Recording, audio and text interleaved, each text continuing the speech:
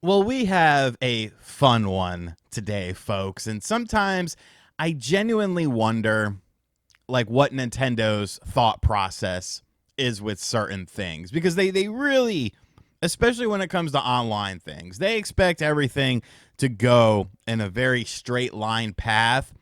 And it's like, why is there nobody in the office that maybe looks over at someone and says, "Hey, you know what? Maybe this isn't going to go the way we anticipate it to go." Like it makes me wonder because, of course, the internet has been buzzing with a new Nintendo Switch Online playtest, a 2.2 gigabyte download that has users being able to access some brand new thing. You have to have Nintendo Switch Online expansion pack.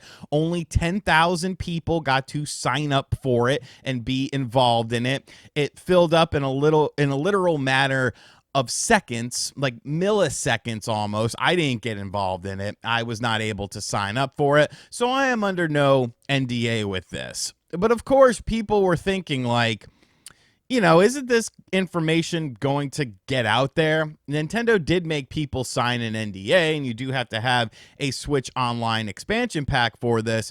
But many people that were signing up for this program, they don't make content. They don't understand what NDAs mean and what they actually do, and how are you going to be able to trace who is actually talking about this? A YouTube account will not have the same information as someone's Nintendo Switch Online account would. So it was a situation where people anticipated that this information would get out there.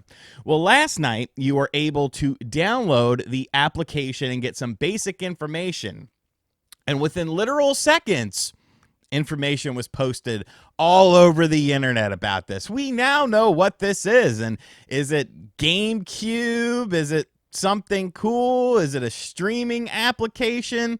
No, it's none of those things. It's actually something entirely new. Now, there are photos out there of this application in use. The test does not start quite yet. It starts in a couple of days, but there's already like pictures of what you're going to be doing in there. So I'm just going to be describing it to you guys so that way you kind of get the gist of it. And then the fallout from this, the shock and surprise of what happened here. So what is the Switch Online playtest? Well, it is for a new application that is kind of like Minecraft with a little bit of Roblox meets Death Stranding and like a MMO style situation here. It's a game in which there's like creativity and farming involved. There are special tools, like you're on this big planet and you're trying to develop this big planet. So you have these things that are called beacons, and you place the beacons and you give the planet a healing light, purifying any rot on the planet. Yes, people, I'm being dead serious with this. You guys know I'm a huge Death Stranding fan, so this sounds right up my alley, 100%. So with the beacon, after the beacon is planted and you are purifying the planet of the rot, you can then expand your beacon, and that will, prove necessary to give your planet the best chance of success. There's also a social themed hub where players can gather other players and stuff like that in order to help them. It has an art style that I'm not sure if this is indicative of the final art style of it. The main character kind of looks like Toomba. I say it wrong. I think it's pronounced Tomba, but I'm 39 years old. I'm not going to be changing the way I say certain words. So, it's something very weird and something very bizarre.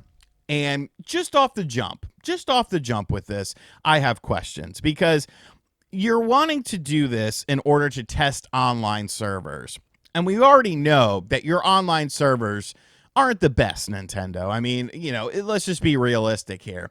But if you're doing an MMO style game and you're wanting to test the capabilities of your online servers, 10,000 people, is that really going to be an accurate test of things? Like, I feel like, there's going to be more people that will actually play this game because people tend to play anything Nintendo puts out. I mean, I was guilty of it with the Labo and the cardboard, but at least I failed at that, right? Is 10,000 people really going to be indicative of, checking the online servers? Like, I feel like more people play Splatoon at one time than will be playing this unknown game. Also, if you're making an MMO based with a very strong social aspect to it, where you have this hub with other players interacting with you, do I have to use the voice chat application? Are we going to use the little system where there's pre-done quotes of stuff, and like that's what we have to use in order to try and communicate something to individuals? Like, can I have some native voice chat? Like, I don't know. It's way too early to completely write this off as something that I don't want to play. The initial impression, the initial screenshots that have been out there don't really make me super interested in this. I'm sure there will be a market for it somewhere along the way. It doesn't seem like they're utilizing any sort of Nintendo IP or Nintendo characters with this. But here's the funniest part about this. So like I said, all of this information went up within literal seconds of it being able to be downloaded. People were videoing the website. And Nintendo, I guess, didn't expect this to happen. I guess they thought that this wouldn't happen, because now they're sending out DMCAs to people who have been posting this. And this isn't the only individual who has been struck with a DMCA. But this individual, they're not a content creator. They're just a random account on the internet. Of course they're going to share this stuff. Of course. It's the internet, Nintendo. All of these pictures have already been archived by other places and are being hosted on websites that you don't even know exist. The video of the website in action, where you can see all of the information, already been archived within literal seconds. You're trying to scrub things off the internet that have been out for many hours. It's actually kind of funny. When I first woke up this morning, this third picture was actually still up, and it looks like the DMCA for it has now gone through. But you really thought that you could have random ass people sign up for this thing that obviously there was a lot of excitement, a lot of buzz for. You thought that you could have people sign up for this thing and just abide by, the honor system here. Oh, don't share this. Don't share this. You'll be a bad person. Like, of course it's going to happen. But really, to me, the biggest thing is, why is there any secrecy with this involved anyways? You have 10,000 people involved in this. Of course somebody's going to talk about this. This isn't some huge, groundbreaking thing that's going to revolutionize anything. It's simply a new game. It's a new experiment that you guys are trying. But I feel like the secrecy surrounding everything leading up to this was just ridiculous.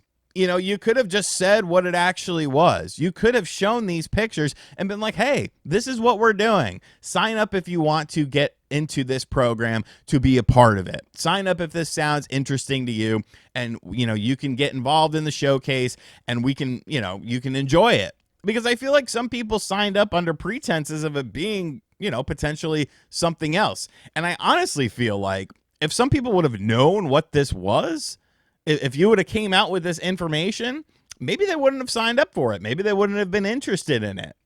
So the secrecy is what led to this downfall. And nobody at Nintendo thought to themselves, well, hey, people might share this shit online.